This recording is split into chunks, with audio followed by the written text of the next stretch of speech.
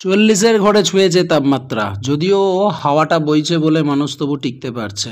চৈত্রেই বৈশাখের ছোঁয়ায় পাগল পাগল অবস্থা হয়ে যাচ্ছে বাঙালির। তার মধ্যে স্কুল করতে গিয়ে নাজেহাল হয়ে যাচ্ছে পড়ুয়ারা। এবার নতুন ঘোষণা হতে পারে।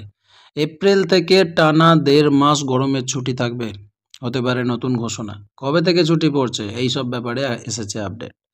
যে হারে আচমকা গরম বেড়েছে সেখানে বাংলার স্কুলগুলোতে ক্লাসের সময় এগিয়ে আনা হয়েছে বা এগিয়ে আনার প্রক্রিয়া শুরু হয়েছে। এরই মাঝে আরও একটা প্রসঙ্গে রীতিমতো মাথাচাড়া দিয়ে উঠেছে। সেই প্রসঙ্গটা হচ্ছে গরমের ছুটি। এক অংশ বলছে গরমের ছুটি কম দেওয়ার থেকে ভালো সকালের দিকে ক্লাস হোক। আবার এক অংশ বলছেন গরমের ছুটির দিনক্ষণ আরও কিছুটা বাড়িয়ে দেওয়া হোক। ছোট ছোট স্কুল পড়ুয়াদের কথা ভেবে ছুটিটা বাড়াতে হবে। বর্তমানে এই নিয়ে শুরু হয়েছে টানাপোড়েন। তাহলে কি তাই হতে চলেছে? এপ্রিল থেকে টানা 1.5 মাস গরমের ছুটি থাকবে। হতে পারে নতুন ঘোষণা। কবে থেকে ছুটি পড়বে? শিক্ষক মহলের একাংশের দাবি, বিগত কয়েক বছরগুলোতে সরকারের তরফে যখন তখন গরমের ছুটি নিয়ে ঘোষণা করে দেয়।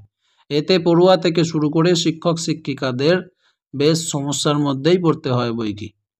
তবে এবছর খানিকটা যাতে ব্যতিক্রম করা যায় সেই নিয়ে দাবি জানাচ্ছেন শিক্ষকরা। অনেকের দাবি হঠাৎ গরমের ছুটির বদলে দরকারে সকালে স্কুলের ব্যবস্থা করা হোক। যাই হোক, এখনও অবধি স্কুলগুলোতে গরমের ছুটি ছাটা নিয়ে কিছু ঘোষণা হয়নি। Collegium of assistant headmasters and assistant হেডমিস্ট্রেসের সম্পাদক সৌদীপ্ত দাস তিনি বলেন, গত কয়েক বছর ধরেই এটা চলছে।